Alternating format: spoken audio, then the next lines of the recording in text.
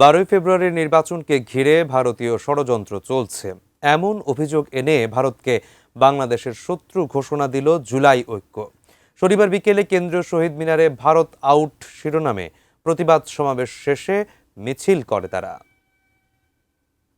ইনকলাব মঞ্চের কর্মীদের সঙ্গে শুক্রবার আইনশৃঙ্খলা রক্ষাকারী বাহিনীর সংঘাতের দায় অন্তর্বর্তী সরকারের, এমনটাই দাবি জুলাই ঐক্যের নেতাকর্মীদের।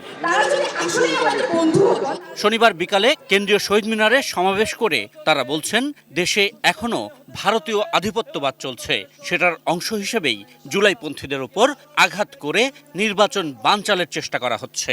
যেই রক্তের উপরে আপনারা ক্ষমতার মসজিদে বসে আছেন, যাদের রক্তের বিনিময়ে তাদের মধ্য থেকে একজন সিপাহসালার চলে গেল, তার বন্ধুরা যখন ন্যায় বিচার নিয়ে আপনার কাছে যাচ্ছে, আপনি তখন বাধা দিবেন কেন?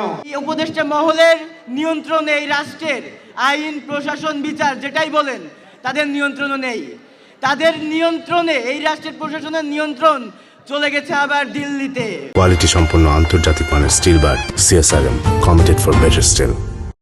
এই হত্যাকাণ্ডের সাথেও প্রত্যক্ষ পরোক্ষভাবে ভারতই জড়িত। আমরা ইন্ডিয়া বয়কট করব। ওরা আমাদের বন্ধু নয়, ওরা আমাদের শত্রু।